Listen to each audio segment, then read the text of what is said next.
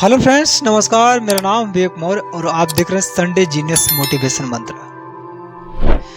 सीने में जुनून, आंखों में देशभक्ति की चमक रखता हूँ। दुश्मन की सांसें थम जाए, आवाज में वो धमक रखता हूँ।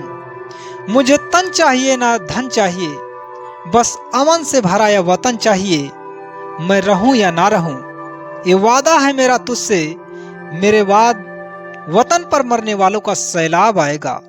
लिख रहा हूं मैं अंजाम जिसका, कल वह आगाज आएगा। मेरे लहू का एक एक कतरा इंकलाब लाएगा। इंकलाब जिंदाबाद, इंकलाब जिंदाबाद, इंकलाब जिंदाबाद। मित्रों, ये लाइनें हैं अमर शहीद भगत सिंह की। देश के लिए मर मिटने वाले देशभक्तों में अमर शहीद भगत सिंह का नाम भुलाया नहीं जा सकता। देश के प्रति उनकी प्रेम, दीवानगी और मर मिटने का भाव, उनके क्रांतिकारी व्यक्तित्व, त्याग और बलिदान सदैव अमर रहेगा। मित्रों, इस वीडियो में हम लोग आज अमर शहीद भगत सिंह के बारे में चर्चा करेंगे। जाहिर है आपने भगत सिंह और उनके साहस के बारे में सुना होगा, लेकिन क्या आप जानते हैं कि वह किस तरीके के क्रांतिकारी थे?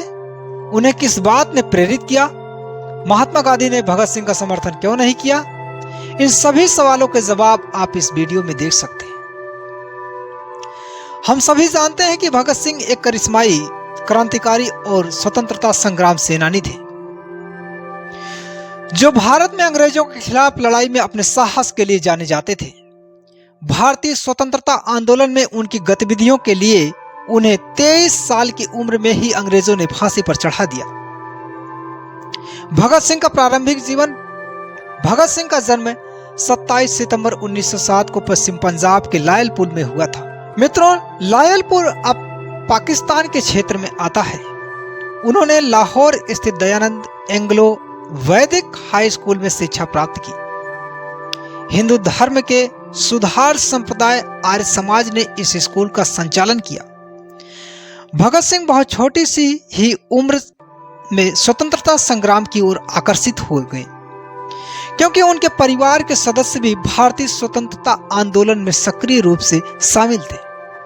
उनके पिता किशन सिंह और चाचा अजीत सिंह प्रगतिशील राजनीति में सक्रिय थे। उन्होंने 1907 में नहर उपनिवेशीकरण विधेयक के इर्द गिर्द आंदोलन में और बाद में 1914 से 1915 तक गदर आंदोलन में भाग लिया था। स्कूल की पढ़ाई पूरी करने के बाद उन्होंने 1923 में लाहौर के नेशनल कॉलेज में दाखिला लिया। नेशनल कॉलेज की स्थापना 1921 में लाला लाजपत राय ने महात्मा गांधी के असहयोग आंदोलन के जवाब में की थी, जिसमें भारतीय छात्रों से ब्रिटिश सरकार द्वारा अनुदानित संस्थानों का बहिष्कार करने का आग्रह किया गया था। लेकिन मित्रों, सबसे रोचक तथ्य तो यह था कि भगत सिंह भारतीय स्वतंत्रता आंदोलन की दुनिया में कैसे आए। भगत सिंह और भारतीय स्वतंत्रता आंदोलन की बात करें तो यह है कि मित्रों, भगत सिंह का परिवार एक महत्वपूर्ण उनके क्रांतिकारी बनने में कारण बना, जिसके कारण वे छोटी सी ही उम्र से स्वतंत्रता आंदोलन की ओर आकर्षित हुए। उन्होंने अपने शुरुआती वर्षों में महात्मा गांधी और असहयोग आंदोलन का पूरे दिल से समर्थन किया। वे क्रांतिकारी राष्ट्रवाद की ओर तभी मुड़े जब चौरी चौरा कांड की घटना में पुलिस द्वारा प्रदर्शनकारियों के एक बड़े समूह पर गोलीबारी करने के बाद गांधी जी ने आंदोलन वापस ले लिया। चौरी चौरा कांड में अंग्रेजों द्वारा की गई निर्मम हत्याओं ने उन्हें बहुत प्रभावित किया। इसी तरह की घटनाओं में 1919 में जलियांवाला बाग हत्याकांड और 1921 में ननकाना साहिब हत्याकांड जैसी घटनाएं शामिल थी। मित्रों, 1924 में वे हिंदुस्तान रिपब्लिकन एसोसिएशन में शामिल हो गए और एसोसिएशन के मुख्य आयोजकों में से एक चंद्रशेखर आजाद के बहुत ही करीबी हो गए। उन्होंने 1924 में नौजवान भारत सभा की स्थापना भी किया। सभा का उद्देश्य किसानों और खेतिहरों को इकट्ठा करना और क्रांति की ओर प्रोत्साहित करना तथा प्रेरित करना था। अपने उद्देश्य को आगे बढ़ाने के लिए उन्होंने वर्कर्स एंड पीजेंट्स पार्टी से भी संपर्क किया, जो पंजाब में कीर्ति नामक मासिक पत्रिका प्रकाशित करती थी। मित्रों, भगत सिंह ने अगले वर्ष पत्रिका के संपादकीय बोर्ड में भी काम किया। कुछ समय बाद उन्होंने चंद्रशेखर आजाद, सुखदेव, बटुकेश्वर दत्त एवं कुछ अन्य लोगों के साथ मिलकर हिंदुस्तान सोशलिस्ट रिपब्लिकन एसोसिएशन यानी HSRA का गठन किया। यहीं से क्रांतिकारियों के साथ उनका वास्तविक जुड़ाव भी शुरू हुआ। मित्रों, भगत सिंह का सशस्त्र क्रांति में प्रवेश बहुत ही रोचक है। HSRA में अपने कार्यकाल के दौरान उन्हें सशस्त्र क्रांति और बमों के दर्शन से परिचित कराया गया। उनकी पहली गिरफ्तारी 1927 में हुई, जब पुलिस ने उन्हें काकोरी मामले के आरोपियों के साथ संबंध रखने के आरोप में पकड़ा। उन्होंने कीर्ति पत्रिका में अपने प्रसिद्ध छंद विद्रोही या विद्रोहियों के तहत काकोरी के नायकों का परिचय शीर्षक से एक लेख से प्रकाशित किया था।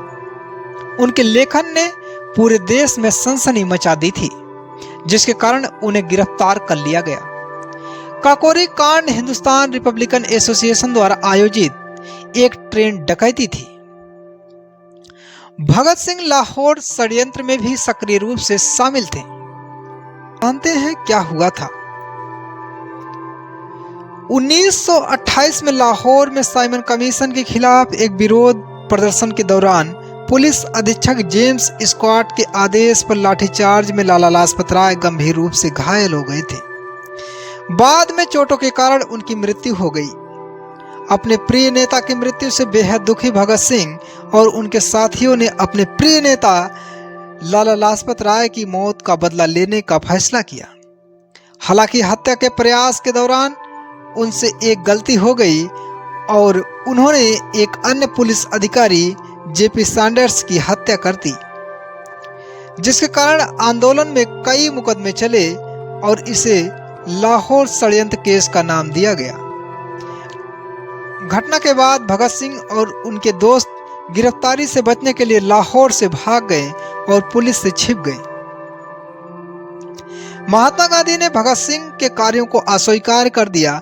हालांकि उन्होंने क्रांतिकारियों के गुस्से को भड़काने के लिए ब्रिटिश सरकार को ही दोषी ठहराया, लेकिन उन्होंने यह भी बताया कि भगत सिंह और उनके साथियों द्वारा बदला लेने का चुना गया तरीका बेहद ही गलत था और हिंसा के ऐसे कृत्य केवल विनाश की ही ओर ले जा सकते हैं। दूसरी ओर जवाहरलाल नेहरू ने भगत सिंह की मृत्यु के बाद निम्नलिखित: भगत सिंह अपने गलत नीति के कारण लोकप्रिय नहीं हुए, बल्कि इसलिए कि वे उस समय लाला लाजपत राय और उनके माध्यम से राष्ट्र के सम्मान की रक्षा कर रहे थे।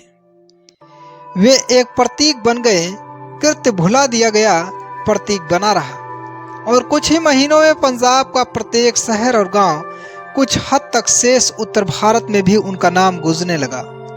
उनके बारे में अनगिनत गीत बने और उनकी लोकप्रियता अद्भुत रही थी। इसके अलावा भगत सिंह सेंट्रल असेंबली बम विस्फोट में भी सक्रिय रूप से शामिल थे। इस मामले का विवरण कुछ इस प्रकार है।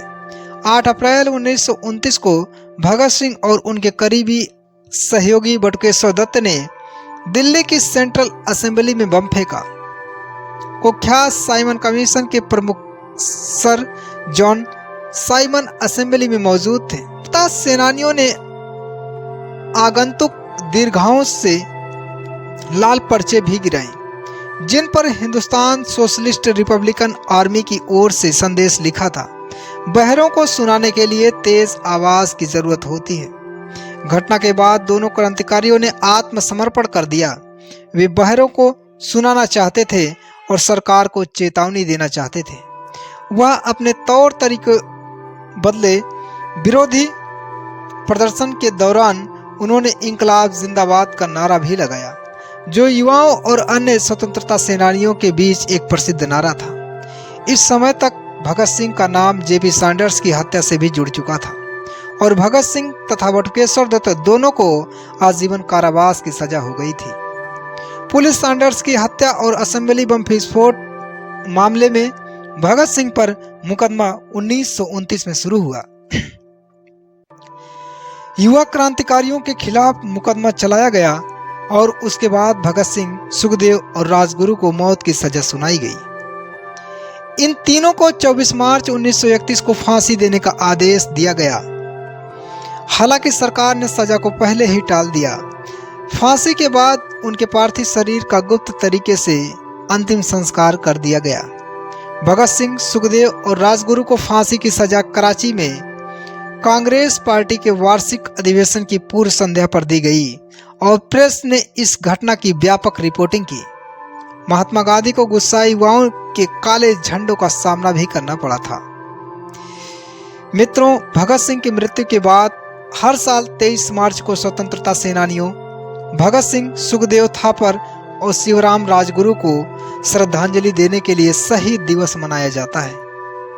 उस दिन को शहीद दिवस या सर्वोदय दिवस के रूप में भी मनाया जाता है। मित्रों, यदि यह वीडियो आपको पसंद आई तो वीडियो को आप लाइक, शेयर और कमेंट करना ना भूलें तथा इसी तरह और इंटरेस्टेड वीडियो देखने के लिए आज ही हमारे YouTube चैनल जीनस40 को सब्सक्राइब करें।